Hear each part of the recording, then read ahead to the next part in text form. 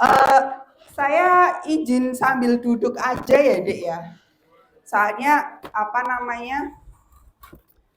eh Biar nanti saya bisa gerak-gerakin ini kursornya gitu ya. Walaupun agak aneh ini posisinya karena kalau biasanya kan hadapnya ke sana gitu ya. Tapi ya nggak apa-apa lah ya.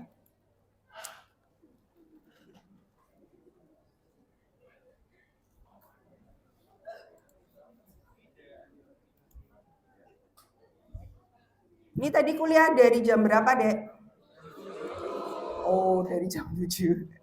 Ya, berarti ini nanti pulang-pulang langsung tidur ya. Padahal besok tutorial ya. Harus belajar lagi ya, nggak apa-apa. Mudah-mudahan nanti apa namanya, kalau udah tidur sebentar gitu kan. Makanya ini kita kalau bisa intens gitu ya, biar nanti cepat selesai, oke? Okay?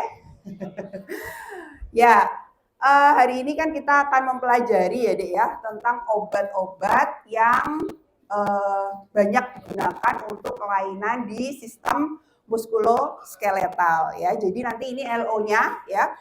Kalian mengenal ya jenis-jenis muskuloskeletal disorder gitu. Tapi saya rasa kalau saya lihat di apa jadwal gitu kayaknya sudah banyak ya yang memberikan baik dari penyakit dalam, ortopedi, kemudian apalagi PK ya kayaknya untuk penyakit-penyakitnya mereka yang akan menjelaskan seperti itu.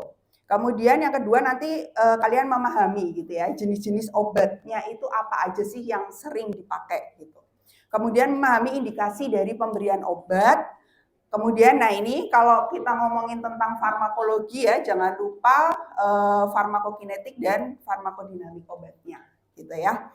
Kemudian memahami jenis obat yang dapat memicu munculnya muskuloskeletal disorder karena ternyata ada beberapa jenis obat juga yang dia efeknya bisa menyebabkan bone resorption. Jadi nanti pengeroposan tulang seperti itu. Ya, kalau kita ngomongin tentang muskuloskeletal itu berarti yang terbayang di kalian tuh apa teh, Dek? Otot, terus apa lagi? Tulang, terus sendi, ligamen, apalagi tendon ya. Sebenarnya fungsi muskuloskeletal itu buat apa sih, Dek? Iya, betul, membentuk rangka tubuh ya. Jadi menopang tubuh kita mulai dari mana? Leher ya, badan, kemudian panggul, kaki gitu ya. Bisa kita bayangkan ya, Dek, betapa pentingnya sistem muskuloskeletal gitu ya. Karena dia yang membungkus semua ya organ-organ tubuh ya yang ada di tubuh kita gitu ya. Jadi kalau gangguan muskuloskeletal ya berarti gangguan yang menyebabkan turunnya fungsi ya, fungsi muskuloskeletal tadi ya untuk mobilitas ya, ketangkasan seperti itu. Jadi biasanya memang bisa ini ya, bisa kita lihat kalau orang-orang yang ada gangguan muskuloskeletal jadi ada keterbatasan untuk gerak gitu ya. Nah, etiologinya ini sangat beragam ya, Dek ya, tergantung dari apa namanya penyebabnya gitu ya. Nah, etiologi ini juga dipengaruhi oleh beberapa faktor. Yang pertama adalah faktor usia ya. Kalau seusia kalian mungkin lagi lincah-lincahnya ya, Dek ya, tulangnya masih kuat gitu kan. Tapi kalau dibandingin dengan misalnya kakek, nenek gitu kan, nah itu mulai akan ada penurunan ya, mulai dari cara berjalannya, kemudian postur tubuhnya ya kan, itu pasti akan berbeda gitu ya. Kemudian yang kedua pekerjaan. Nah, kira-kira pekerjaan yang apa nih yang banyak beresiko untuk terjadinya trauma muskuloskeletal? Contohnya apa? Ya atlet, terus tukang bangunan ya, kuli panggul. Kalau misalnya dia apa namanya di satu apa ya di satu bagian tubuh tertentu aja gitu kan pastinya itu merupakan trauma yang berulang gitu ya. Nah sehingga akhirnya ya kondisi muskuloskeletal disorder ini akan berdampak pada adanya quality of life ya. Pernah nggak kalian kram deh? Pernah ya. Biasanya kalau apa kramnya? berenang ya, nah itu berenang atau mungkin kegiatan olahraga yang lain yang mungkin nggak pemanasan dulu gitu ya. Makanya kenapa kita itu sebaiknya memang harus stretching ya Dek ya. Kalian kalau bangun tidur langsung bangun apa stretching dulu Dek? Stretchingnya ngulet-ngulet gitu ya. Ya, jadi memang perlu ya Dek ya, paling enggak 2 atau 3 menit gitu ya, kita regangkan otot-otot kita gitu. Jadi biar enggak kaget gitu ya. Kadang kalau misalnya tiba-tiba kalian kebangun kesiangan gitu ya, harus langsung berangkat gitu kan. Pas bangun gitu, nah ternyata sininya mungkin ototnya masih belum siap gitu ya. Akhirnya terjadi spasme gitu ya. Dan itu akan sangat tidak enak ya. Pernah yang lehernya ada yang kaku-kaku kemeng-kemeng gitu enggak? Ya misalnya kalian belajar nulis terlalu lama nungkul gitu ya. Nah itu kan juga akhirnya bikin pegel gitu ya. Makanya itu merupakan gangguan yang sebenarnya ringan gitu ya, tapi tidak mengenakan. Nah faktor resikonya apa aja? Misalnya ada gerak refleks ya, misalnya pas ada sesuatu terus kalian refleks, nah itu kadang juga ototnya itu masih belum siap gitu ya, sehingga akan terjadi spasme otot. Nah nanti harus dibedakan ya antara spasme otot dan spastisitas atau kekakuan otot. Kemudian adanya paksaan atau trauma ya. Jadi misalnya kalian yang nggak biasa ngangkat berat gitu kan, tapi pas kerja bakti kemudian diminta untuk angkat-angkat berat, nah itu biasanya akhirnya akan ada trauma. Setelah itu jadi pegel-pegel ya kan, jadi kayak kram gitu, itu juga bisa gitu ya. Kemudian postur. Nah, postur ini juga mempengaruhi dan ini biasanya juga dipengaruhi oleh genetik ya. Kalian pernah memperhatikan nggak kalau misalnya kalian jalan gitu, kayaknya aku mirip orang tuaku deh, entah ayah atau ibunya. Pernah nggak? Nggak. Kalau nggak mirip orang tuanya berarti mirip siapa nih? Mirip tetangga.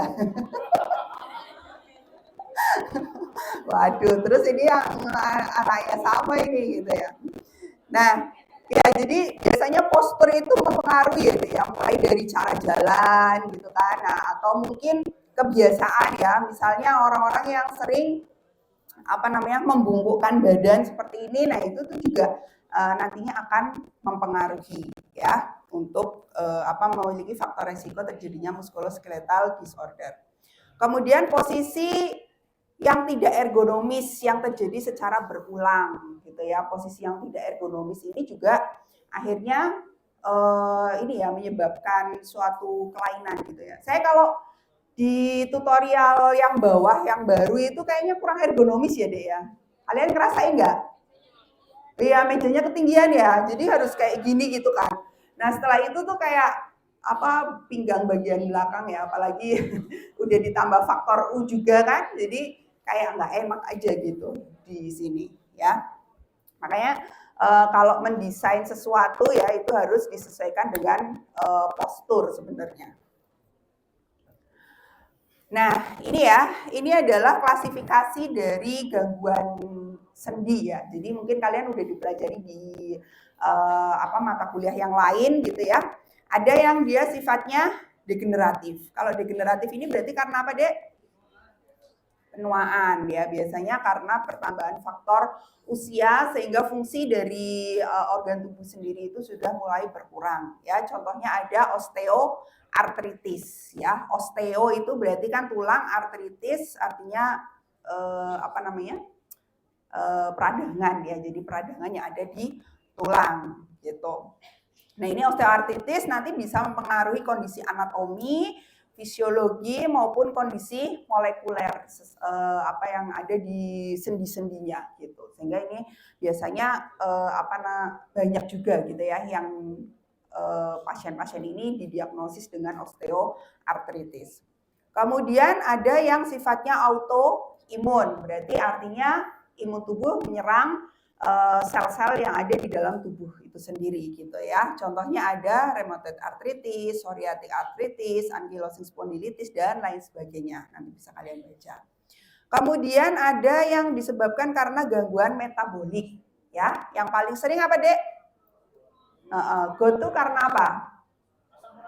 Asam urat ya. Jadi lumayan kasihan juga ya, asam urat ini dijadikan apa namanya, kambing hitam. Pokoknya kalau pegel-pegel ini pasti asam uratnya tinggi.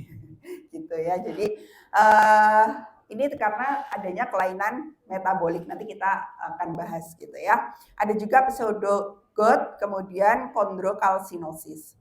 Kemudian ada juga yang disebabkan oleh infeksi ya. Infeksi ini biasanya disebabkan oleh bakteri tertentu, bisa menyebabkan terjadinya septic arthritis. Jadi artritis yang disebabkan karena adanya infeksi bakteri.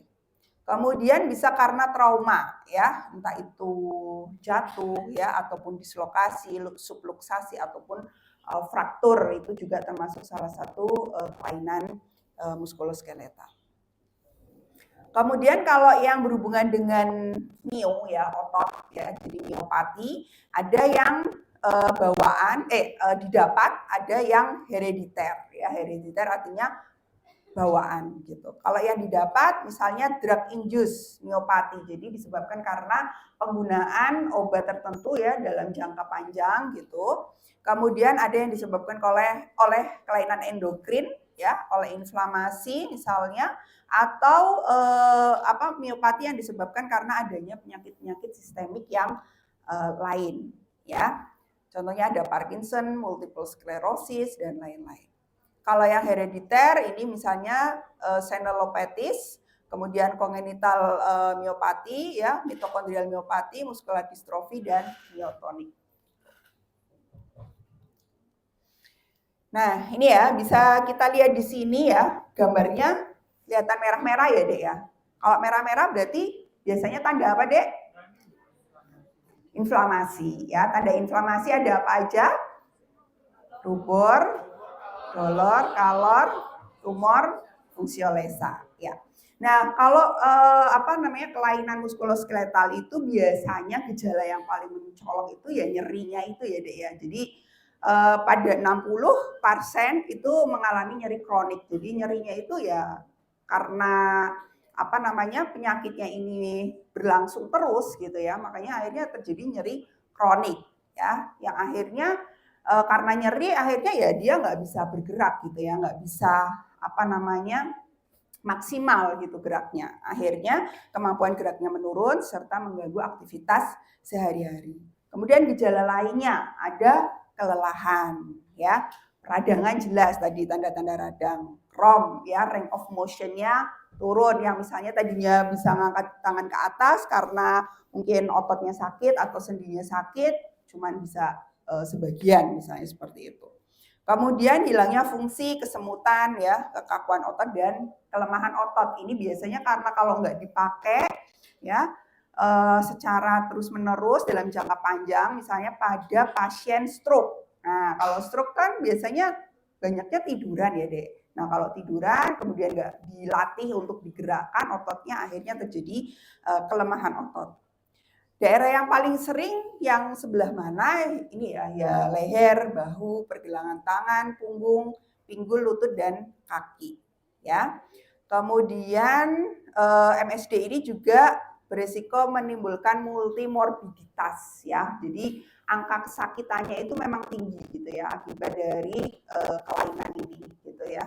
Misalnya sudah ada rheumatoid arthritis, ternyata juga double gitu ya, disertai dengan osteoartritis atau miopati akibat penggunaan steroid. Karena memang biasanya akibat nyeri yang kronis ya dengan penggunaan NSAID aja nggak cukup gitu. Biasanya harus dikombinasi juga dengan steroid yang akhirnya malah justru kayak bumerang gitu, menyerang si otot pasien itu sendiri gitu. Nah, target farmakologinya apa ya untuk kelainan muskuloskeletal disorder ini? Yang pertama yaitu pengelolaan rasa nyeri, ini jelas ya, itu karena pasien yang pertama pasti pengennya nyaman dulu gitu ya. Kalau nyerinya udah hilang, nah baru nanti bisa di fisioterapi ya, atau nanti dengan penyinaran, latihan gerak dan lain-lain. Kemudian tergantung juga dari etiologi atau penyebabnya ya. Misalnya kalau penyebabnya autoimun ya kita obatin untuk autoimunnya tersebut. Kalau ada kelainan metabolik ya berarti kita harus menjaga ya agar kadar metabolik yang tadi mungkin terganggu itu harus dikembalikan ke kondisi yang normal. Atau kalau adanya septik ya, ada infeksi ya berarti infeksinya harus dieradikasi atau harus dihilangkan. Nah, jadi ada beberapa target ya dalam mengelola musculoskeletal disorder ini. Yang pertama, kalau yang dia targetnya ini target nyeri. Jadi kita hilangkan dulu nih nyerinya ya. Kalau berdasarkan NICE guideline ya, jadi biasanya dianjurkan untuk penggunaan paracetamol dan NSAID ya untuk mengurangi radang sendi. Tapi walaupun paracetamol itu kan dia lebih ke antipiretik ya deh ya. Jadi dia kalau untuk anti nyerinya itu juga minimal, tapi ya biasanya akan lebih aman dibanding dengan obat golongan NSAID yang lain gitu ya.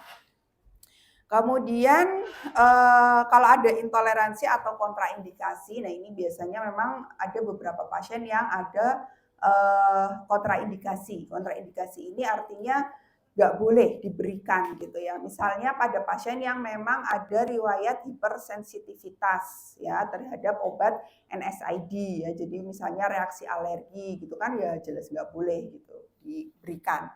Nah makanya digunakan opioid ini. Ya, contohnya ada kodein atau morfin. Tapi juga harus hati-hati kalau penggunaan opioid jangka panjang, maka bisa terjadi potensi adiksi ya atau ketergantungan gitu. Nah, makanya biasanya untuk target pain ini perlu diperhatikan. Yang pertama, banyak atau enggaknya sendi yang terlibat. Jadi kalau misalnya sendinya yang terasa nyeri itu banyak, ya berarti kita berikan obat-obat sistemik gitu ya. Tapi kalau misalnya lokal aja, misalnya cuma di lutut aja dok yang sakit gitu kan, ya berarti mungkin kita bisa berikan obat yang anti nyeri topikal gitu ya. Nah anti nyeri yang topikal misalnya ini ada senyawa namanya capsaicin ya. Capsaicin ini dia merupakan alkaloid alami yang asalnya itu dari cabai gitu ya. Jadi sebenarnya kalau kita suka pedes-pedes itu juga bisa untuk antiinflamasi gitu ya, antiinflamasi sistemik. Nah, dia bekerjanya yaitu dengan menekan substansi P pada serabut nociceptor ya. Karena dia menekan serabut saraf substansi P, maka yang terjadi apa? Substansi P itu biasanya fungsinya untuk apa sih di neuron aferen? Untuk apa? Ya, mengantarkan rangsangan ke otak ya, betul. Jadi makanya kalau misalnya itu dihambat gitu ya substansi P-nya, maka dia nggak bisa menghantarkan rangsang yang ada di perifer ya sampai ke otak gitu. Tapi ini biasanya cuma bisa digunakan untuk yang satu sendi aja atau cuma yang terlokalisir aja gitu ya. Nah, kemudian tadi ya, ini kok terlalu besar ya. Nah, kemudian yang targetnya untuk antiinflamasi tadi ya, selain nyeri kan juga ada tanda-tanda inflamasi ya. Biasanya obat yang kita pakai ya NSAID gitu ya, karena dia memang pilihan yang pertama, first choice-nya gitu. NSAID udah pernah dapat ya, kayaknya kemarin ya di blog sebelumnya gitu kan. Jadi udah tahu ya kalau NSAID itu nanti ada dua ya. Ada yang non selektif, ada yang COX-2 selective inhibitor ya. Kalau yang non selektif ya ada aspirin. Aspirin nama lainnya apa? Hah? Aspirin nama lainnya. Kalau berdasarkan strukturnya berarti apa? Asam asetil salisilat ya atau aspirin. Jadi kalau misalnya kalian nanti baca di label obatnya kok asam asetil salisilat, nah itu berarti aspirin gitu ya nama lainnya. Kemudian kalau ibuprofen dia masuk golongan apa NSAID-nya? Ya, asam propionat, betul. Ih, masih ingat ya. Terus kalau diklofenak apa? Asam asetik ya asam asetik kalau diklofenak, kemudian indometasin ya itu asam asetik. Kalau naproxen apa? Naproxen apa? Sama ya asam propionat ya kayak ibuprofen gitu. Kemudian kalau meloxicam ya asam enolat, betul. Nah, kalau dari kerjanya gimana nih? Ada yang bisa nerangin ini? Ayo, gimana? Ya ini sebenarnya ini mekanisme kerja NSAID ya. Harusnya kalian ini udah ngotok di luar kepala ya. Kalau ada stimulus, maka dia akan apa, Dek? Memacu ya kerusakan membran fosfolipid, sehingga membran fosfolipid ini akan diubah ya oleh fosfolipase A2 menjadi apa? Ya, asam arahidonat ya. Nah, asam arahidonat ini nanti akan menghasilkan prostaglandin ya. Prostaglandinnya nanti akan asam arahidonat akan diubah oleh COX-1 atau COX-2 gitu ya. Kalau COX-1 biasanya dia dikeluarkan secara fisiologis ya. Karena pada keadaan fisiologis COX-1 ini memang diperlukan gitu. Fungsinya untuk apa sih? Nah ini ya, untuk proteksi di sistem gastrointestinal ya. Jadi dia akan melapisi di lambung sehingga tidak akan rusak dengan asam lambung ya. Berarti bisa dibayangin kalau misalnya COX-1-nya dihambat, maka pelapis lambungnya akan berkurang ya. Kalau berkurang akhirnya akan terjadi gangguan asam lambung ya, jadi MAH misalnya seperti itu. Kemudian ternyata stimulasi COX-1 membentuk prostaglandin itu juga berfungsi untuk platelet agregasi. Fungsinya platelet agregasi untuk apa, Dek? Ya, sistem koagulasi, betul. Berarti kalau misalnya itu dihambat, bisa terjadi apa? Iya, perdarahan atau bleeding ya, sehingga itu harus hati-hati. Misalnya tadi digunakan pada pasien hemofili. Hemofili itu kan penyakit gangguan koagulasi ya, Dek ya. Nah, kalau diberikan pada pasien tersebut maka akan meningkatkan resiko terjadinya perdarahan ya. Kemudian ini juga ternyata bisa berfungsi untuk menjaga ya fungsi dari renal ya, fungsi dari ginjal, sehingga ternyata penting gitu ya COX-1 ini karena dia memang diperlukan secara fisiologis. Nah, tapi kalau COX-2 itu biasanya memang dikeluarkan karena adanya stimulus inflamasi ya. Kalau ada inflamasi baru nanti dia akan mengaktifasi atau menghasilkan COX-2 ya, kemudian nanti akan menghasilkan prostaglandin yang akhirnya menimbulkan manifestasi klinis berupa tanda-tanda radang gitu ya.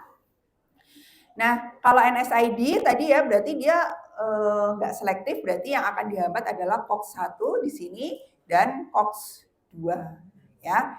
Nah, makanya karena ternyata COX-1 ini ada berbagai macam fungsi gitu ya yang berguna untuk tubuh, makanya ada atau dibuatlah ya sintesis yang COX-2 selective inhibitor ya. Contohnya ada celecoxib, etoricoxib, etodolac gitu ya.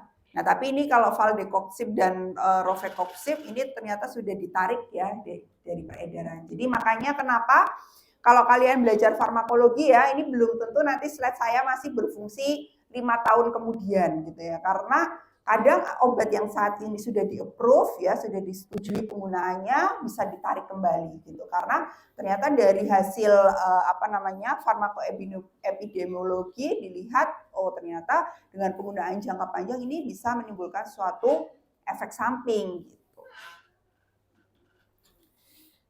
Nah, ini ya. Jadi tadi kan NSAID fungsinya untuk nyeri gitu ya. Nah, gimana kalau untuk fraktur ya? Fraktur kan terjadi gangguan atau diskontinuitas dari jaringan tulang. Nah, katanya NSAID ini dia bisa menghambat nih pertumbuhan tulang. Benar nggak? Hah? Benar nggak? Kayaknya di tutorial dibahas juga ya. Ya nggak? NSAID bisa menghambat bone formation atau pembentukan tulang. Kira-kira benar nggak? Hah? Benar, aduh ngatur. Ya, jadi ini ya Dek ya, kalau berdasarkan ini jurnal ya internasional yang dia menggunakan meta-analisis ya. Jadi meta-analisis ini merupakan jurnal yang paling tertinggi gitu ya untuk pengambilan keputusan ya. Jadi kan ada macam-macam ya, ada case control, ada cross sectional, kemudian nanti naik lagi randomized control trial, systematic review, meta analisis systematic review. Nah, itu kalau yang meta analisis itu biasanya sudah sahih gitu ya. Nah, kita bisa lihat di sini ya, Dek ya. Ini kalau yang pasien-pasien yang diberi NSAID, ada pasien yang tidak diberi NSAID. Nah, ini dari ada beberapa penelitian. Jadi kalau metode meta analisis itu biasanya si penulis itu dia sudah melakukan searching literatur dari beberapa ribu jurnal. Kemudian nanti dia punya kriteria inklusi dan kriteria eksklusi dari jurnal yang dia dapatkan. Kemudian nanti di screening lagi sampai akhirnya hanya ada beberapa full paper yang bisa diambil untuk kesimpulan gitu ya. Jadi kalau di sini ada 1, 2, 3, 4, 5, 6. Jadi ada 6 ya full paper yang membahas tentang penggunaan NSAID pada post fracture bone healing ya. Jadi untuk melihat apakah memang ada efeknya nggak sih si NSAID ini pada proses penyembuhan tulang setelah fraktur gitu ya. Nah, ternyata kita bisa dilihat di sini ini membandingkan ya antara yang pakai NSAID dengan yang nggak pakai NSAID gitu ya. Ternyata kalau dilihat ya odds ratio-nya, jadi yang kita lihat odds ratio ya, ini 3,47 gitu ya. Berarti artinya dia melewati 1. Nah ini yang berlian ini. Nah kalau kita lihat p-value-nya 0,007. Kalian udah bisa baca p-value ya? Signifikan? Oh iya. Metopennya masih nanti ya Dek ya? Oh ya, ya nggak apa-apa. Pokoknya intinya gini, kalau P kurang dari 0,05 itu artinya signifikan perbedaannya, gitu ya. Tapi kalau lebih dari 0,05 berarti dia nggak signifikan, gitu ya. Nah kalau ini kan berarti P 0,0007 berarti kan kurang ya deh ya, kurang dari 0,05 kan. Artinya berarti memang signifikan perbedaannya, ya. Artinya nih. Odds ratio dari non-union post-fracture healing ya antara NSAID dengan yang tidak menggunakan NSAID itu memang berbeda ya. Jadi yang menggunakan NSAID ini memang waktu penyembuhan tulangnya itu lebih lama dibanding yang tidak menggunakan NSAID. Terus gimana dong dok? Berarti nggak boleh ya, nggak boleh dikasih NSAID. Ada yang sudah pernah fraktur? Hah? Ada nggak? Ya mungkin bisa diingat-ingat lagi ya, dulu minum obat apa ya. Nah tapi apakah ini merupakan kondisi kontraindikasi mutlak ya, tidak boleh benar-benar nggak boleh dipakai atau enggak gitu ya. Nah ternyata ada analisisnya lagi nih deh. Jadi di jurnal itu ya dia membandingkan ya, kalau penggunaan NSAID-nya short term use ya, jadi cuman kurang dari 2 minggu aja gitu. Kira-kira beda nggak sih proses penyembuhannya ya? Ternyata kalau kita lihat di sini ya NSAID sama yang non NSAID odds ratio-nya kalau yang short term use itu 1,56. Jadi dia nabrak ya, satu ini. Dan p-value-nya 0,4 6, berarti artinya lebih dari 0,05, artinya dia tidak berbeda secara bermakna. Ya, berarti artinya apa? Aman kalau penggunaan NSAID ini kurang dari 2 minggu. Ya, dia tidak akan berbeda proses penyembuhan tulangnya dibanding yang tidak menggunakan NSAID, gitu ya. Tapi kalau ini ya, kalau penggunaan NSAID-nya long term ya, yang sini atau lebih dari 2 minggu ya, ternyata ini p-value-nya kurang dari 0,00001 ya, berarti artinya memang signifikan. Makanya kenapa NSAID ini hanya diberikan ya pada kondisi post fracture, itu tidak boleh lebih dari 2 minggu karena ternyata bisa menghambat proses penyembuhan tulang. Nah, terus ini dia juga ngebandingin lagi ya antara jenis NSAID yang lain dengan indometasin tadi ya. Indometasin tadi masuk ke golongan apa? Propionat ya. Jadi asam propionat. Jadi NSAID yang golongan asam propionat kayak ibuprofen ya, indometasin itu juga sebaiknya tidak dipilih gitu ya, bukan menjadi pilihan pada post fracture gitu. Karena ternyata dia kalau yang ini apa tidak dimasukkan indometasinnya, dia tidak berbeda bermakna. Tapi kalau dengan menggunakan indometasin ya, dia value-nya kurang dari 0,05 sehingga memang indometasin ini ternyata diketahui berefek pada proses penyembuhan tulang gitu ya. Oke, nah untuk NSAID sendiri ini ya efek sampingnya tadi ya, padahal dia berfungsi juga untuk menjaga saluran gastrointestinal ya, untuk kalau ini hambat maka proses gastric protection-nya dia akan turun gitu ya. Akhirnya efeknya akan menyebabkan terjadinya ulcer ya, ulcus peptic atau gastrointestinal bleeding ya. Kalau di ginjal gimana nih ya? Padahal COX-1 dan SCOX-2 ini juga memiliki fungsi positif gitu ya sebagai vasodilatasi ya. Kemudian meningkatkan glomerular filtration rate-nya gitu ya. Kemudian untuk meningkatkan sodium dan natrium ya, sodium atau natrium serta air ya, ekskresi air gitu. Sehingga kalau vasodilatasi terus sodium dan airnya banyak dikeluarkan, maka tekanan darahnya akan normal gitu ya deh ya, untuk menjaga kondisi tekanan darah gitu kan. Tapi kalau misalnya nanti dihambat gitu kan, maka akan terjadi sodium and water retention. Jadi natrium tubuh akan meningkat, cairan tubuh juga akan meningkat, yang itu akhirnya bisa membebani jantung ya kan, kardiak outputnya meningkat. Kalau kardiak outputnya meningkat, akhirnya tekanan darah juga akan naik gitu ya, sehingga menyebabkan hipertensi. Makanya penggunaan NSAID pada pasien yang hipertensi itu harus hati-hati, harus dievaluasi secara kontinu ya untuk tekanan darahnya. Terus bisa juga menyebabkan hemodinamik akut kidney injury ya, jadi bisa menyebabkan kegagalan ginjal akut. Kalau yang di sistem kardiovaskuler gimana gitu ya? Nah, di sistem kardiovaskuler juga dia sebenarnya fungsinya untuk vasodilatasi dan menghambat terjadinya platelet agregasi ya, serta kalau di fungsi plateletnya dia akan menyebabkan vasokonstriksi, sehingga kalau misalnya dihambat bisa terjadi stroke ya ataupun miocard infarct. Makanya harus hati-hati. Oke? Nah, kemudian selain NSAID sebenarnya apa sih yang bisa dipakai gitu ya obatnya untuk mengurangi inflamasi? Nah, ternyata ada golongan kortikosteroid ya. Kortikosteroid itu merupakan apa?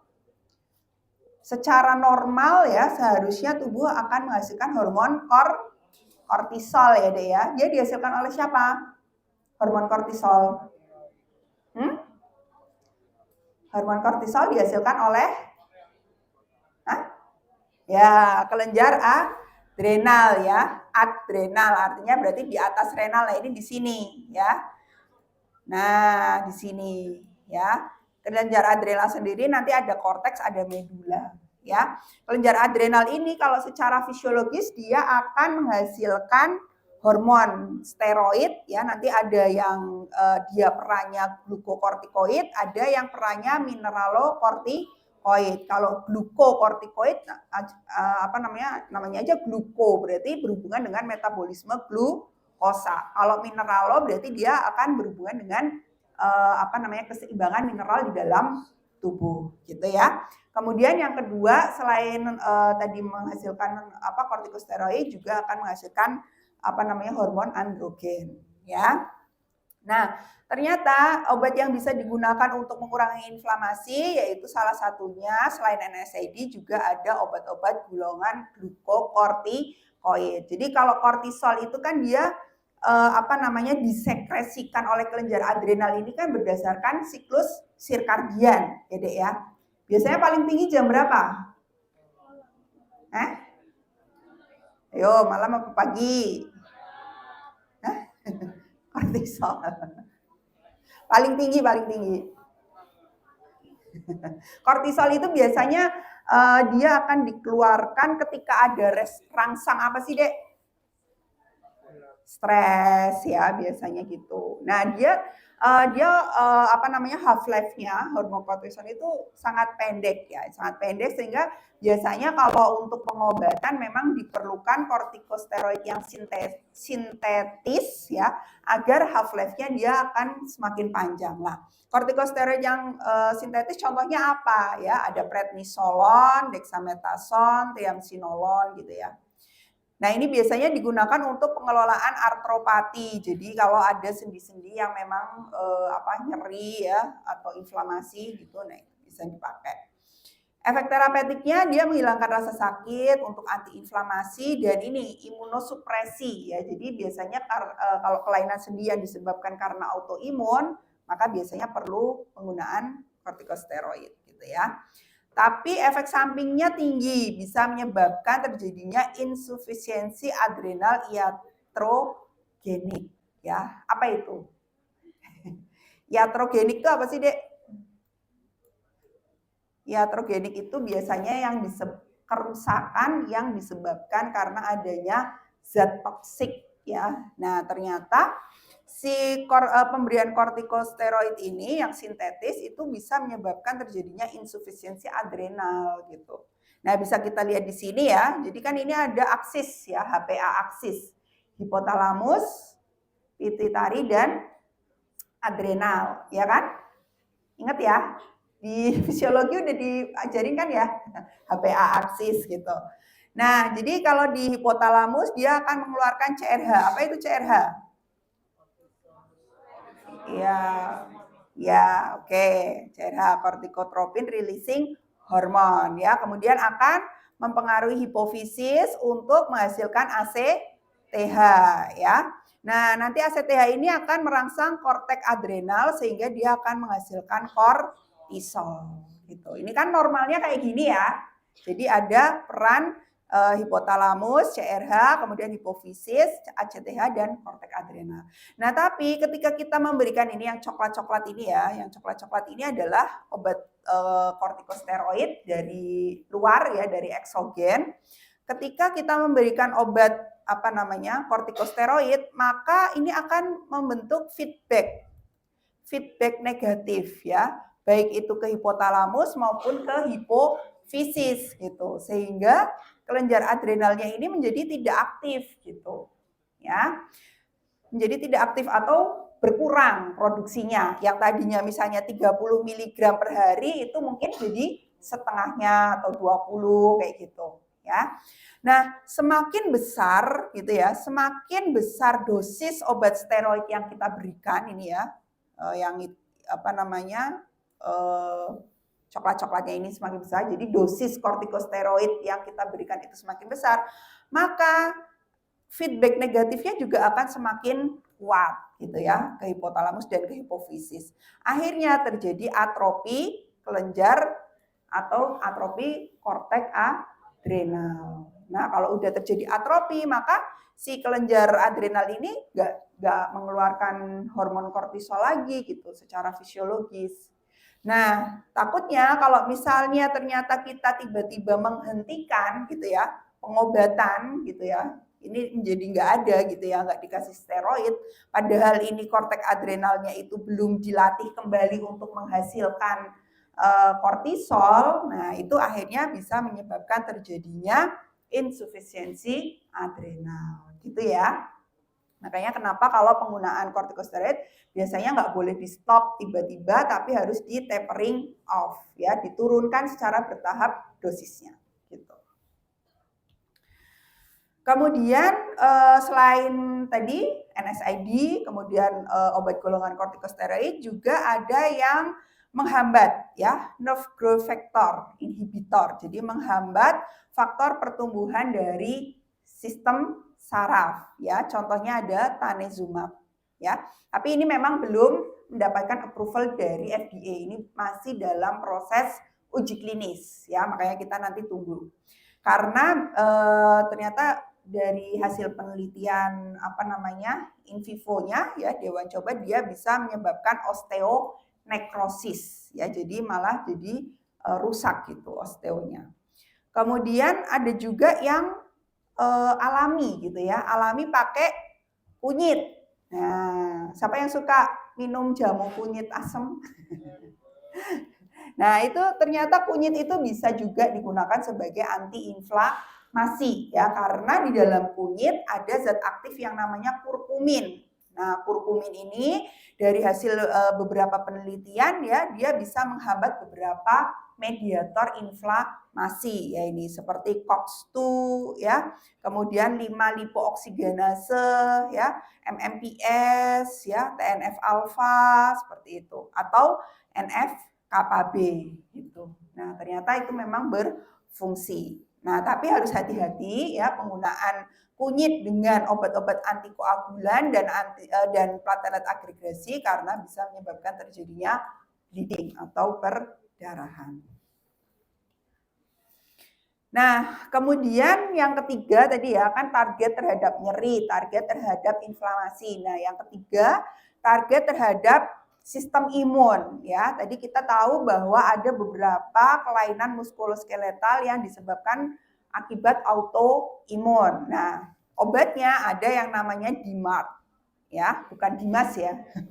DMARD, disease modifying anti-rheumatoid drugs, ya. Namanya aja modify.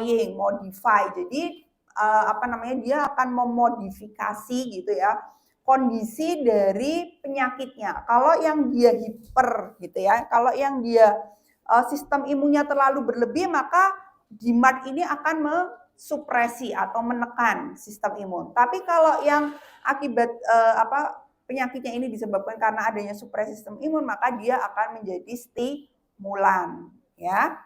Indikasinya apa? Contohnya untuk atropati inflamasi termasuk artritis reumatoid, ya, psoriatic arthritis, ankylosing spondyloarthropathy misalnya seperti itu. Atau bisa juga untuk penyakit-penyakit pada jaringan ikat, ya, inflammatory bowel disease dan beberapa jenis cancer. Nah, DMARD ini ada dua jenis, ya, konvensional atau tradisional, dan yang kedua yaitu biological.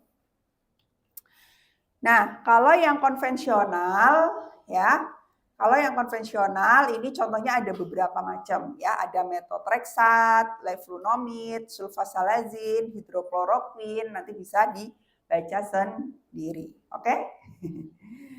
Nah, ini, ya, kalau yang biologi DMARD, apa sih bedanya dengan yang konvensional gitu, ya? Kalau yang biologi ini dia proses produksinya, ya, berdasarkan kayak rekayasa protein gitu, ya, dengan menggunakan pendekatan molekuler gitu. Jadi biasanya akan lebih spesifik gitu, ya, targetnya. Nah, biasanya biologi DMARD ini digunakan untuk yang tidak berespon terhadap konvensional DMARD, ya. Ini merupakan antibodi monoklonal yang dia akan memblokade, ya, memblok si sel T dan sel B, serta mempengaruhi produksi dan fungsi sitokin. Nah, ini ada dua jenis, ada yang first generation, ya, dan ada yang second generation. Bedanya apa? Ya, kalau yang first generation dia molekulnya besar, sehingga harus diberikan secara parenteral, harus disuntikan, ya, entah itu subkutan ataupun intravena. Ini contohnya ada infliximab, ada limumab, etanercept dan lain-lain. Kalau yang second generation, ya, dia molekulnya kecil sehingga bisa diberikan per oral gitu. Ya, contohnya ada baricitinib, tofacitinib, ya dan lain-lain. Dan ini bekerjanya dengan menghambat secara spesifik yaitu jalur JAK, ya, Janus kinase. Janus kinase ini merupakan protein tirosin kinase yang terlibat untuk memediasi signaling sitokin, gitu ya.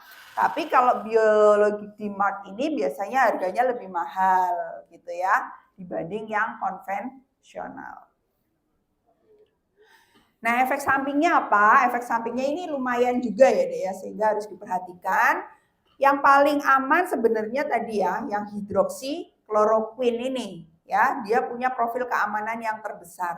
Tapi ini hati-hati karena dia bisa terdeposisi di okular ya, di mata, sehingga bisa menimbulkan terjadinya retinopati dan makulopati. Kemudian metotreksa dia bisa menyebabkan terjadinya penyakit paru interstisial dan alopecia. Alopecia itu kebotakan ya, jadi nanti rambutnya pada rontok. Terus levonomid itu juga alopecia. Rituximab itu bisa menyebabkan leukoencephalopati multivokal ya, jadi encefalopati yang disebabkan karena adanya leukosit.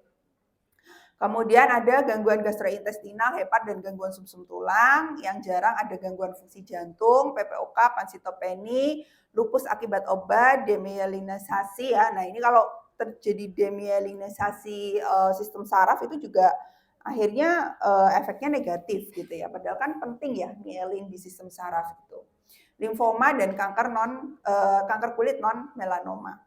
Kemudian ini juga bisa meningkatkan terjadinya infeksi yang serius ya, makanya ketika sebelum menggunakan obat DMARD maka biasanya pasien itu harus di screening hepatitis B dan C serta tuberkulosis gitu agar menghindari terjadinya bangkitan atau rekurensi dari penyakit infeksi tersebut. Oke. Nah, kemudian ada yang targetnya infeksi. Tadi ya, kan ada juga yang disebabkan karena infeksi. Nah, contohnya ada septic arthritis. Septic arthritis ada yang primer, ada yang sekunder. Kalau yang primer ini karena infeksinya sifatnya hematogen ya, jadi masuk ke dalam aliran darah gitu ya. Biasanya ini pada anak laki-laki ya, jarang pada orang dewasa. Kemudian ini mempengaruhi sendi yang lebih besar pada ekstremitas bawah. Kalau yang septic arthritis sekunder ini biasanya radang sendi yang terjadi pasca operasi ya, pasca penggantian sendi gitu. Jadi biasanya terjadi pada orang dewasa. Penyebabnya apa sih gitu ya? Yang paling sering adalah Staphylococcus aureus ya. Untuk diagnosisnya ya berdasarkan kultur. Terapinya karena ini bakteri ya berarti dikasih antibiotik. Contohnya golongan cephalosporin, clindamycin, vancomycin gitu ya. Vancomycin ini dapat digunakan untuk kasus yang methicillin resistant Staphylococcus aureus gitu. Kemudian oke. Nah, dari target-target itu ada yang mau ditanyain dulu nggak?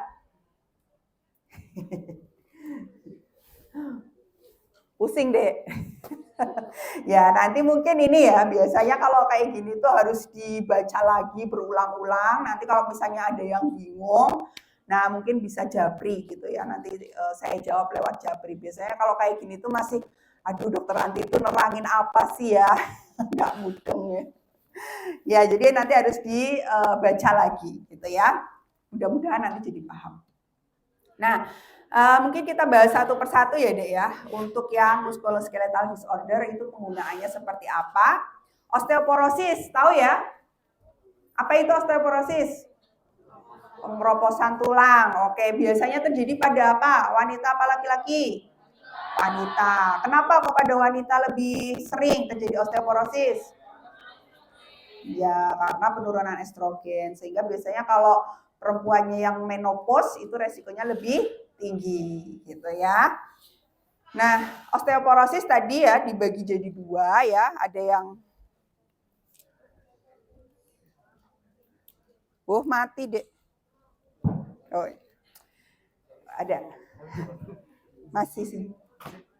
Oh, tapi kok kedip-kedip ya? Ganti ya. Oh iya, oke.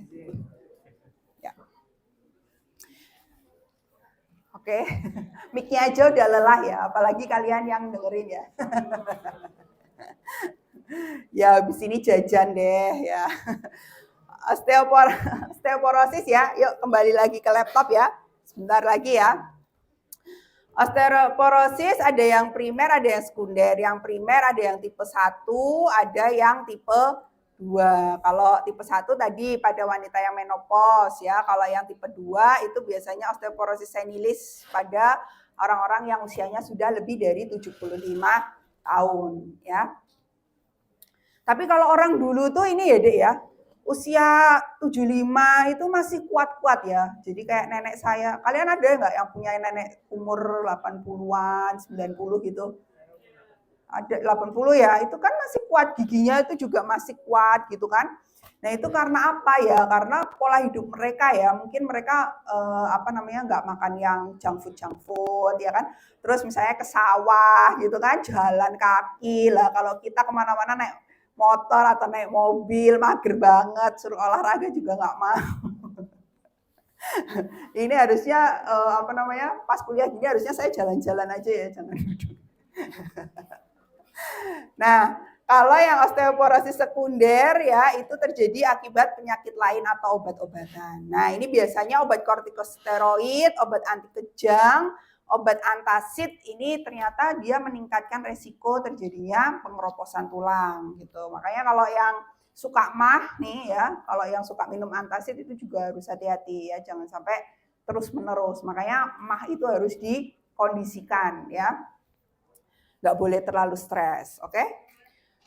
Kemudian faktor resikonya ya tadi ada yang bisa dimodifikasi, ada yang tidak dapat dimodifikasi ya, nanti bisa dibaca sendiri. Nah ini ya Dek ya, sudah pernah lihat gambar ini belum? Belum?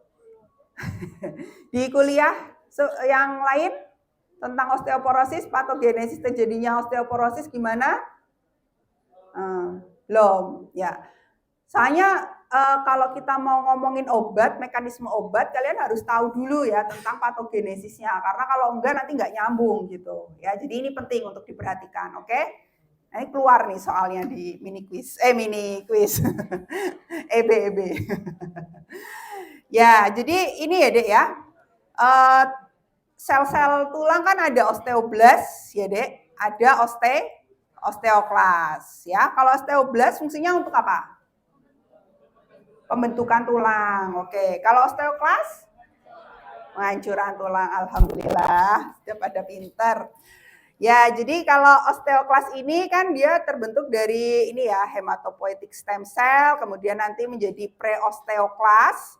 Nah, preosteoklas ini dia harus punya yang namanya reseptor, ya. Reseptornya ini namanya RANG, Receptor Activator of Nuclear Factor kappa B, ya, atau disingkat RANG, ya. Nah, RANG ini kemudian dia harus berikatan dengan ligan, ya. Ligan itu artinya pasangannya, gitu. Pasangannya namanya rangkel, ya, rangkel, Receptor Activator of Nuclear Factor kappa B ligan. Ya. Nah, rangkel ini dia harus berikatan dengan rang, ya, reseptor rang ini di preosteoblast sehingga nanti dia akan membentuk osteoklas ya Allah. Kemudian nanti dia akan membentuk osteoklas. Nah, osteoklas ini yang akhirnya dia akan menyebabkan terjadinya resorpsi tulang, ya. Nah, pada osteoporosis gitu ya, kondisi resorpsi tulang ini dia akan lebih tinggi dibanding pembentukannya gitu, sehingga akhirnya tulangnya banyak yang keropos gitu. Karena harusnya secara fisiologis ya, osteoblast ini, jadi ini ya, kalau osteoblast berasal dari sel mesenkimal ya, stem cell, kemudian dia akan membentuk prekursor osteoblast.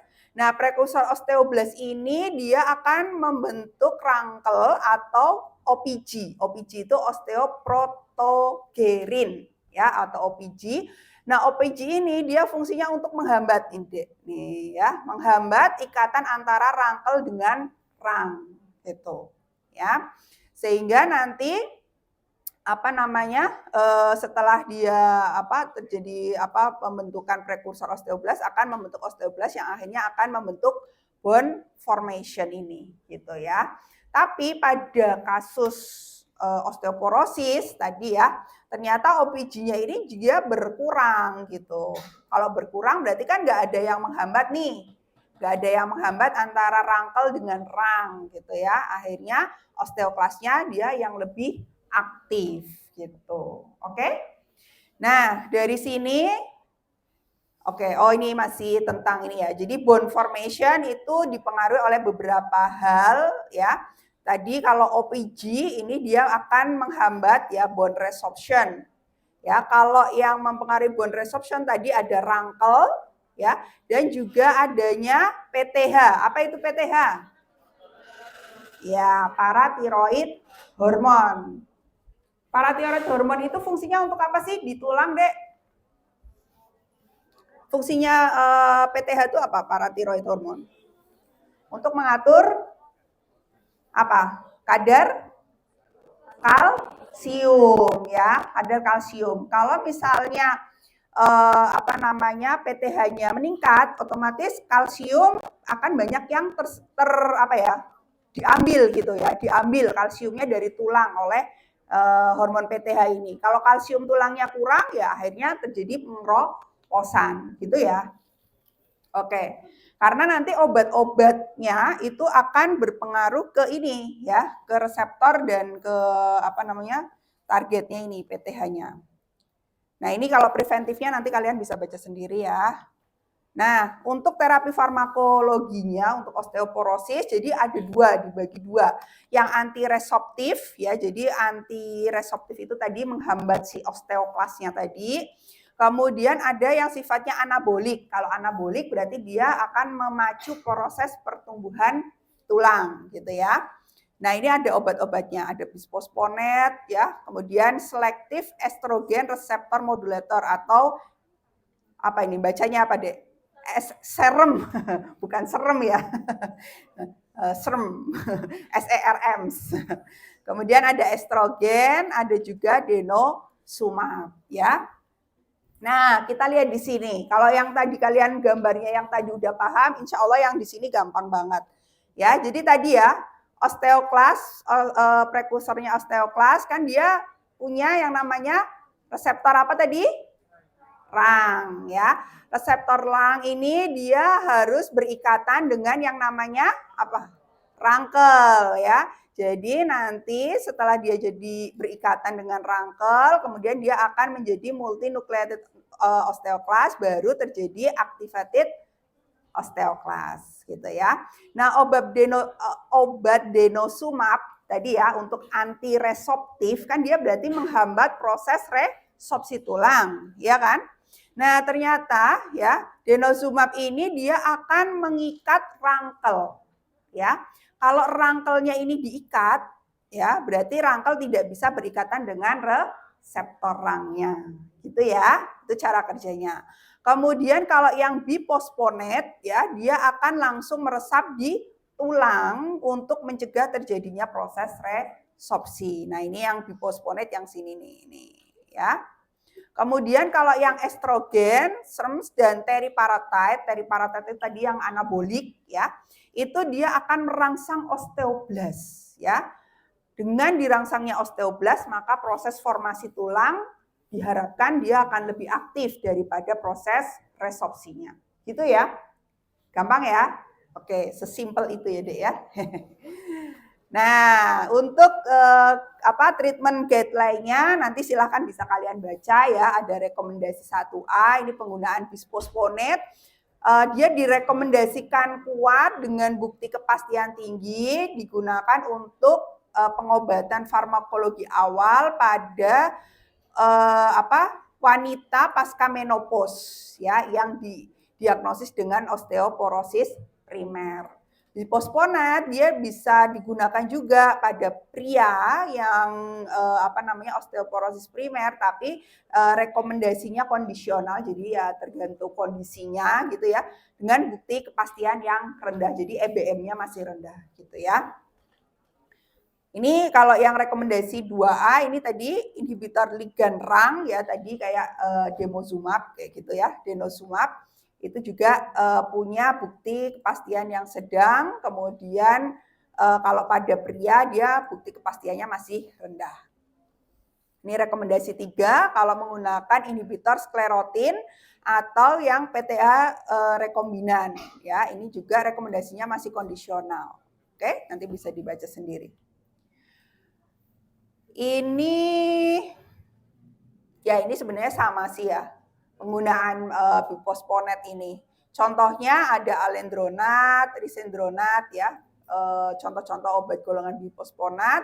Ini digunakan untuk preventif dan treatment dari glucocorticoid induced osteoporosis. Jadi osteoporosis yang disebabkan karena glucocorticoid untuk mencegah dan mengobati postmenopausal osteoporosis. Kemudian untuk treatment pada laki-laki dengan bone density yang rendah gitu ya. Ini nanti dosisnya bisa dibaca gitu ya. Kontraindikasinya nih sekarang, dia tidak boleh diberikan pada kondisi hipokalsemia ya, karena kalau hipokalsemia percuma ya, bisfosfonatnya dia tidak akan bisa terabsorpsi dengan baik dalam tulang gitu ya. Kemudian kalau creatinine clearance kurang dari 30 cc per menit gitu ya. Kemudian karena bisfosfonat ini dia akan dikeluarkan melalui urin gitu ya. Untuk penggunaan oral ini biasanya digunakan untuk misalnya ada esophageal stricture ya atau ketidakmampuan duduk tegak. Jadi biasanya pada kasus ini deh, apa itu namanya? Skoliosis. Fuji. Kasusnya Fuji. Enggak. Nah, misalnya kasus skoliosis gitu ya, atau pada lansia yang sudah membungkuk gitu ya, kan akhirnya karena tulang belakangnya dia bungkuk gitu kan, otomatis nekan si esofagus juga ya. Nah, itu akhirnya bisa terjadi struktur esofagus. Nah, ini bisa dikasih biposponat ini. Nggak boleh digunakan biposponat gitu ya. Kemudian ini untuk dosisnya nanti bisa dibaca gitu ya. Ini FDA update-nya nanti bisa dibaca lah ya. Nah, kemudian perlu diperhatikan ya. Jadi harus ada drug holiday ya. Obat aja harus liburan, apalagi kita gitu ya. Ya, jadi untuk kasus-kasus tertentu memang harus dikasih jeda gitu ya, Dek ya. Jadi misalnya ini, kalau udah penggunaan selama 10 tahun biasanya dikasih drug holiday 1 sampai 2 tahun gitu ya. Kemudian kalau yang resikonya rendah biasanya setelah 4 sampai 5 tahun kondisinya stabil, nah itu bisa dilakukan drug holiday gitu ya. Nah, selama drug holiday itu perlu dipantau BMD sama marker bone turnover-nya gitu. Kalau misalnya kepadatan tulangnya turun, marker tulangnya meningkat kayak gitu, nah itu berarti perlu dikasih lagi gitu obatnya. Ini farmakokinetiknya ya, nanti bisa dibaca sendiri. Kemudian denosumab tadi udah jelas ya, dia akan mengikat si rangkel tadi. Kemudian dosisnya. Nah, kalau bedanya antara osteoporosis sama osteoartritis apa sih gitu ya? Kalau sama-sama mempengaruhi tulang, sering terjadi pada usia lanjut, gangguannya sama-sama kronis. Tapi bedanya kalau osteoporosis itu tulangnya kropos, kalau osteoartritis itu ada peradangan, gitu ya. Nah, selanjutnya yang rheumatoid arthritis ya. Rheumatoid arthritis ini penyakit autoimun kronis sehingga menyebabkan terjadinya kerusakan jaringan. Tandanya apa? Bisa terjadi erosi tulang dan inflamasi serta terjadinya hiperplasi kelenjar sinovial, jadi bengkak gitu ya, Dek ya.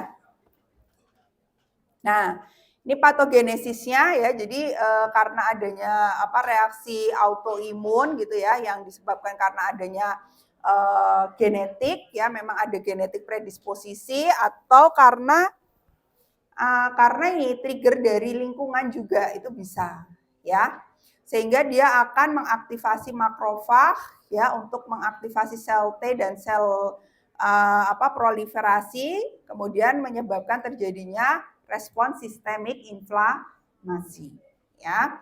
Nah, produk inflamasinya apa? Contohnya ada interleukin 6, ada TNF alfa seperti itu. sehingga menyebabkan penurunan ya produksi asam hyaluronat. Asam hyaluronat itu fungsinya untuk apa? Apa? Asam hyaluronat untuk pelumas sendi ya, untuk cairan sinovialnya gitu. Kemudian dia akan meningkatkan metaloproteinase produksi sehingga akan menjadi kerusakan kartilago gitu ya. Kemudian akan membentuk antibodi sel plasma sehingga juga akan merusak kartilago ya. Sehingga nanti akhirnya bisa terbentuk panus formation seperti itu. Nah, ini adalah guideline untuk pengobatannya. Dedek. Halo. Ya, jadi kalau misalnya nih secara klinis diagnosis sudah terdiagnosis ditegakkan gitu ya, ditegakkan diagnosis rheumatoid arthritis.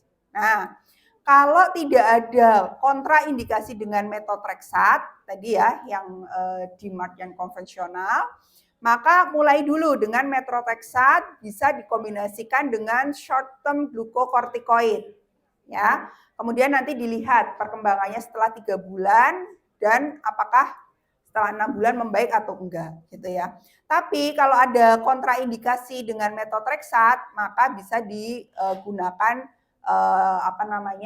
jenis yang lain ya, misalnya levonomid ya, sulfasalazin plus kombinasi glucocorticoid gitu ya.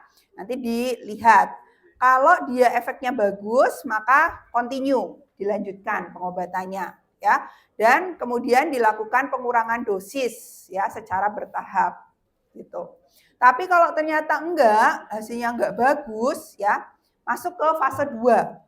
Fase 2 nanti dilihat ada enggak faktor yang memperburuk prognosis ya, ini ada macam-macam. Kalau misalnya ada berarti bisa ditambahkan dengan biologi DMARD ya. Kalau tidak ada prognosis ya, maka bisa ditambah dengan second conventional synthetic DMARD. Jadi pakainya yang konvensional ya. Nah, nanti kemudian dilihat lagi perbaikannya 3 bulan dan 6 bulan. Kalau bagus, continue ya, kemudian setelah itu direduksi dosisnya. Tapi kalau enggak, nanti masuk ke fase 3 ya. Fase 3 nanti menggunakan biologi DMARD atau yang JAK inhibitor gitu. Ya, kemudian nanti evaluasi. Kalau nggak ada, ya udah, udah nggak ada pilihan terapinya lagi gitu ya. Jadi kalau bisa ya mudah-mudahan berefek gitu ya dengan terapi-terapi yang di fase 1 dan 2 tadi. Ini sebenarnya cuma penjelasan aja. Jadi terapi rheumatoid arthritis tadi apa aja, ada glucocorticoid ya, ini nanti bisa dibaca. Kemudian NSAID, ada DMARD ya. Nah, tapi bedanya ya antara NSAID sama DMARD itu ya Dek ya. Kalau NSAID dia onsetnya cepat ya untuk mengurangi reaksi inflamasi dan juga untuk mengurangi rasa nyeri. Tapi kalau DMARD itu dia harus lama, onsetnya lama gitu. Jadi biasanya penggunaan setelah 4 minggu sampai 6 minggu itu baru ada efeknya gitu. Karena DMARD ini selain dia untuk antiinflamasi dan anti nyeri, itu juga untuk memperbaiki keutuhan tulangnya gitu ya. Jadi untuk mengurangi kelainan-kelainan tulang seperti itu. Ya. Nah, ini biasanya DMARD ini digunakan untuk yang sudah ada deformitas, biar nggak bertambah buruk deformitasnya. Nah, itu bisa dipilih yang DMARD gitu ya. Nah, ini adalah gambaran ya kalau kita menggunakan DMARD terapi. Kalau kita early detection gitu ya, early treatment, jadi kalau secepatnya gitu kita berikan DMARD, maka progresivitas dari penyakitnya itu cuman sampai segini deh ya. Ya, cuman ya nggak jauh beda lah dengan yang situasi ideal atau normalnya gitu ya. Tapi kalau yang late treatment dia cukup meningkat gitu ya progresivitas dari penyakitnya ya. Apalagi kalau nggak dikasih treatment ya itu meningkatkan morbiditas tadi ya. Jadi kerusakan sendinya akan semakin berat, otomatis nanti kelainan-kelainannya juga akan semakin parah gitu kan, dan pengobatannya akan semakin sulit gitu. Nah ini ini penjelasan sendiri-sendirinya sih ya, kalau tadi kan secara umum. Nah ini yang kalau methotrexate dia memang sebagai gold standard ya pada terapi DMARD sebagai first line pada terapi rheumatoid arthritis ya. Methotrexate dia bekerjanya seperti apa sih? Methotrexate ini dia menghambat ya enzim dihidrofolat reduktase sehingga tidak terjadi tetrahidrofolat. Kalau tetrahidrofolat tidak terbentuk, maka ini timidilat sintase dan purin yang dia berfungsi sebagai pembentuk sintesis DNA dia tidak akan terjadi. Kalau tidak ada DNA berarti proses proliferasi sel ya, proses inflamasi dan lain-lain itu tidak akan terjadi. Gitu ya, Dek ya.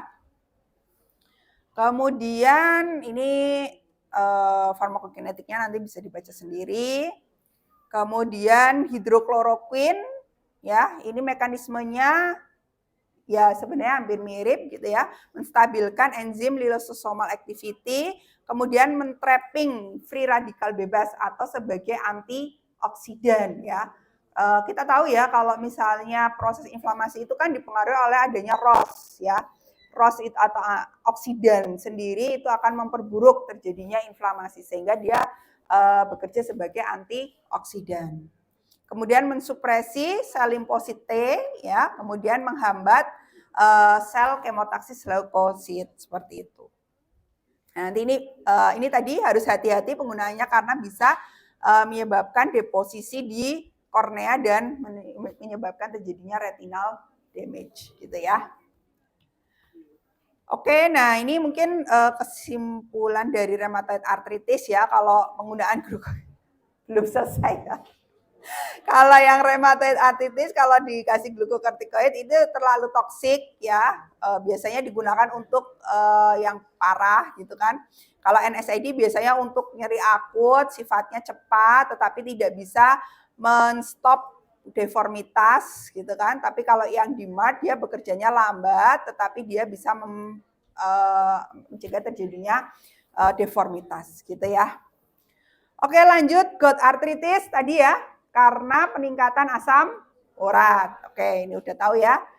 Nah, kalau asam uratnya meningkat, maka monosodium uratnya dia akan berkumpul di sini ya, di sendi-sendi sini, sehingga akan menyebabkan terjadinya inflamasi dan kerusakan tulang atau kartilago. Asam urat udah tahu ya. Ya, asam urat itu ya sebenarnya dibutuhkan juga gitu ya oleh tubuh, tapi dalam kadar yang normal gitu ya. Untuk sintesisnya seperti ini. Nanti bisa dibaca ya, Dek ya. Nah, kalau serangan gout itu biasanya terjadi karena peningkatan asam urat di dalam darah ya, dan tadi kristal asam uratnya itu tidak larut gitu ya, sehingga akan terakumulasi di persendian menyebabkan terjadinya serangan gout. Kalau kronis maka bisa akan terbentuk topus ya atau benjolan-benjolan itu. Penyebab akumulasi asam urat ya karena produksinya meningkat atau ekskresinya yang menurun. Nanti bisa dibaca. Oke, sebentar lagi ya, tahan.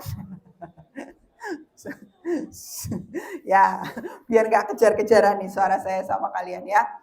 Oke, manifestasinya udah tahu ya, Dek ya. Nanti, nah ini yang penting ini. Jadi tujuan tata laksana gout yang pertama untuk mengatasi kondisi akut secepat mungkin, tadi nyerinya, bengkaknya, inflamasinya gitu ya. Mencegah serangan akut berulang sama mencegah dampak negatif ya dari akumulasi kristal asam urat karena bisa berpengaruh terhadap sendi, ginjal maupun organ lain ya. Nah, tata laksananya gimana nih ya. Jadi kalau untuk terapi akut gitu ya, pada saat serangan asam urat gitu ya, itu justru tidak boleh diberikan obat untuk menurunkan asam uratnya dulu ya. Jadi ditunda pemberian urat lowering drug-nya ya pada saat serangan gout ya. Nah, kalau onset nyerinya kurang dari 12 jam, fungsi ginjal dan hepatinnya baik, bisa diberikan colchicine. Kalau onset nyerinya udah lebih dari 12 jam, fungsi hepar dan ginjal baik, nggak ada riwayat hipertensi maupun gastritis, bisa dikasih NSAID. Ya. Tapi kalau nggak respon dengan NSAID, ya maka diberikan kortikosteroid. Gitu. Jadi kita harus bertahap, gitu ya, dilihat dulu. Terus untuk terapi yang kronis bisa menggunakan urikostatik, urikosurik, dan urikase terapi, gitu ya. Nah ini kalau colchicine ya dia fungsinya untuk memodulasi ya jalur pro dan antiinflamasi yang berhubungan dengan arteritis growth sehingga akan mencegah terjadinya inflamasi, gitu ya. Nanti bisa dibaca ya mungkin ya kalau ini ya. Nah, kalau urat lowering drugs-nya ini gimana gitu ya? Contohnya apa gitu ya? Contohnya ada allopurinol ya. Nah, ini allopurinol dia bekerja dengan cara menghambat santin oksidase ya. Di mana santin oksidase ini akan mengubah hiposantin menjadi santin, santin menjadi asam urat. Kalau ininya dihambat, maka asam urat tidak akan terbentuk gitu ya. Oke. Kemudian ini indikasinya, kemudian penggunaannya nanti bisa dibaca sendiri ya. Oke. Terus, nah ini kalau yang di otot nih sekarang, tadi kan baru yang di sendi-sendi ya. Nah, sekarang yang di otot. Jangan nangis ya Dek ya, ini kok materinya banyak banget. Ya. Sekarang yang di otot nih ya. Tadi kan kita baru ngomongin tentang inflamasi yang di sendi-sendi. Kalau otot kita harus tahu gejalanya spasme atau spastik gitu ya. Kalau spasme itu dia disebut juga dengan kram otot ya, kontraksi kuat, involunter terjadi tiba-tiba gitu ya. Misalnya kalau kita kesleo ya, cedera otot dan lain-lain. Nah, ini penyebabnya nanti bisa dibaca. Nah, kalau spastisitas ya, itu merupakan kontraksi otot yang berkepanjangan ya. Jadi kalau spasme itu cuman akut aja, tapi kalau spastisitas itu kaku, tegang itu dalam jangka waktu yang lama sehingga menyebabkan terjadinya kontraktur ya. Gejalanya bisa stiffness atau kekakuan, hipertonik. Nah, ini hipertonik ya, jadi kaku, susah digerakkan dan hiperrefleks. Ya, nanti bisa dibaca. Oke. Ini mekanisme terjadinya spastisitas menyebabkan lengkung refleks, nanti bisa dibaca lah ya. Ini harusnya kalian udah tahu juga. Nah, ini aja nih. Untuk klasifikasi muscle relaksan ya, itu ada 2. Ya, oke. Bentar. Ini kayaknya tinggal 5 slide kayaknya loh.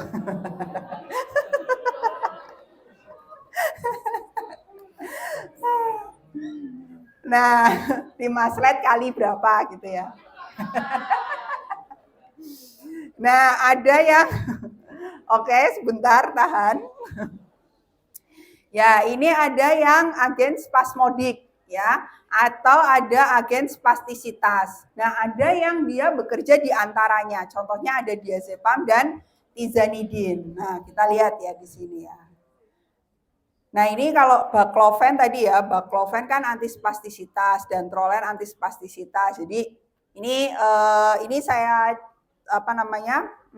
terangin satu persatu ya. Jadi kalau baclofen itu dia bekerjanya sentral ya, Dek. Dia akan bekerja di prasinaptik GABA.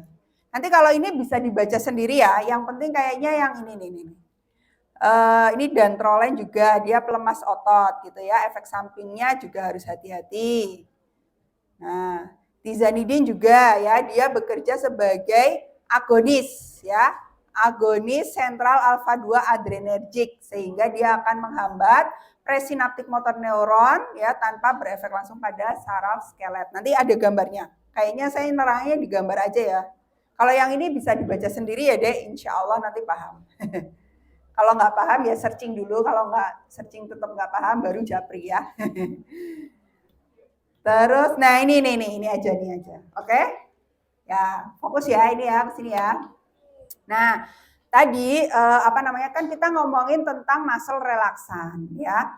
ketika otot itu berkontraksi gitu ya,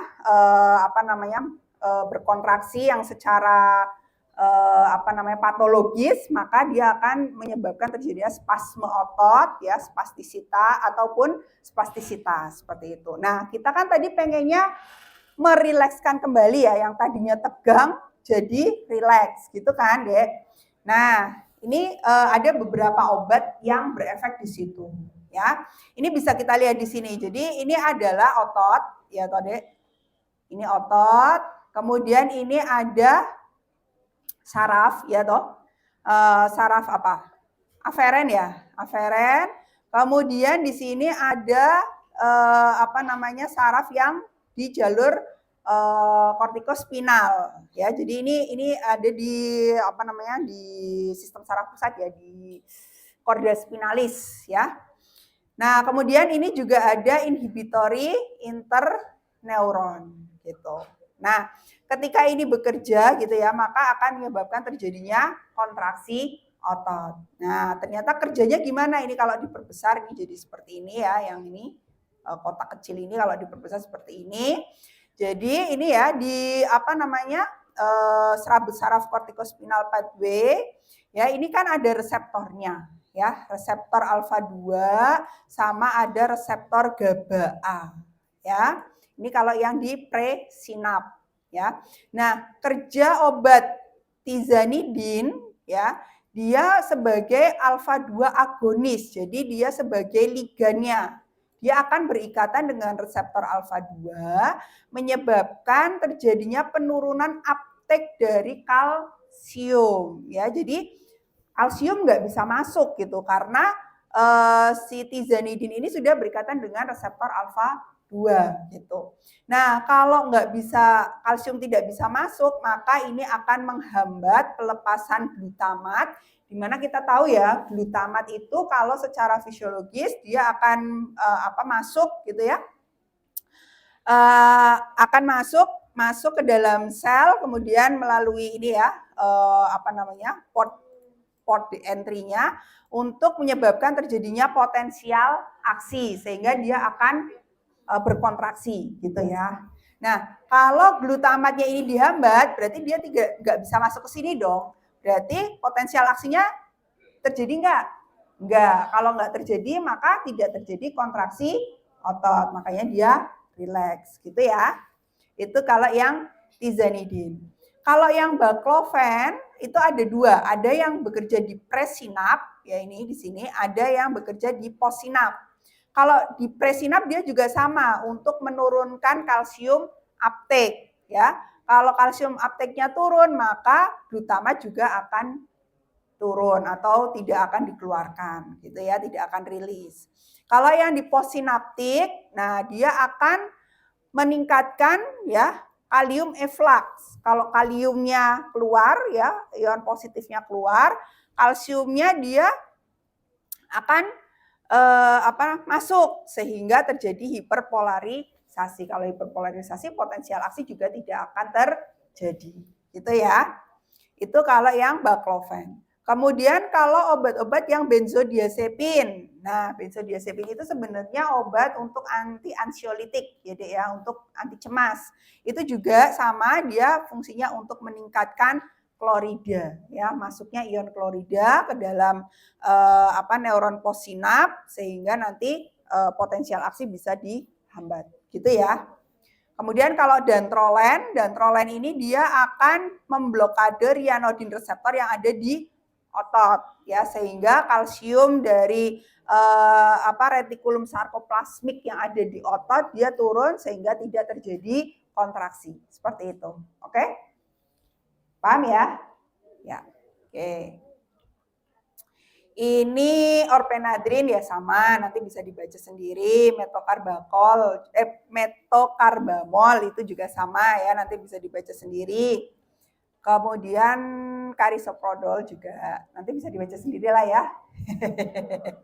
Nah, cuman ini, hati-hati ya, hati-hati. Penggunaan karisoprodol ya dan benzodiazepin ini bisa menyebabkan terjadinya adiksi obat. Nah, kenapa kok bisa adiksi ya? Karena nih kalau secara normal ya, normally ya, kalau nggak ada obat benzodiazepin ataupun karisoprodol, maka ini ya neuron GABAergic ini dia akan menstimulus ya GABAergic neuron sehingga dia akan menghambat neuron dopaminergic sehingga dopamin yang dihasilkan sedikit gitu ya. Kita tahu ya dopamin itu kan fungsinya untuk apa sih, Dek? Kebahagiaan gitu ya. Tapi kalau misalnya dia berlebihan akhirnya bisa menyebabkan terjadinya adiksi ini gitu ya. Nah, ternyata kalau yang penggunaan benzodiazepin gitu ya, dia justru akan menghambat neuron GABAergic sehingga neuron dopaminergicnya tidak ada penghambatan. Kalau dopaminergicnya nggak ada yang menghambat, otomatis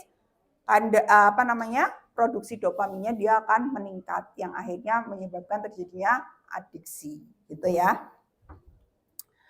Oke, ini siklobenzaprin ini juga sama sih, nanti silakan dibaca ya. Nah, untuk alternatifnya ya kalau misalnya LBP yang akut, nah ini bisa dikasihkan short term siklobenzaprin, karisoprodol, metalaxon, metokarbamol gitu ya. Kalau yang kronik LBP ini biasanya harus physical terapi ya, physical terapi. Pakainya NSAID aja, tramadol ataupun opioid gitu ya. Kalau yang ada spastisitas ya tadi dikasih obat-obat yang anti spastisitas gitu ya. Ini ya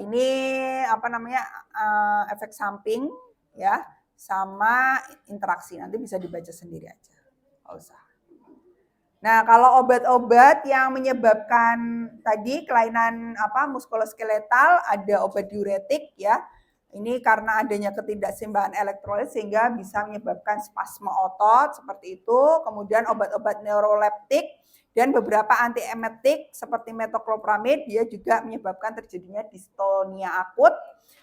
Kemudian obat statin ya, obat statin itu yang fungsinya untuk apa? Kolesterol ya, obat kolesterol dan steroid jangka panjang serta obat anti malaria ini bisa menyebabkan terjadinya miopati. Oke? Nah, mungkin itu. Ini referensinya. Nanti silakan kalian bisa baca di situ, ya. Oke? Udah? Ya, ada yang mau tanya dulu? Atau sudah mual-mual? Oke, ya udah nanti silakan ya dibaca-baca lagi gitu ya, karena memang cukup banyak ya Dek ya obat yang efeknya di sistem muskuloskeletal, nanti bisa dibaca. Walaupun tadi ada beberapa yang sebenarnya pengulangan lagi aja kayak NSAID, corticosteroid. Oke? Ya, bisa kita cukupkan ya? Ya, mungkin itu saja yang bisa saya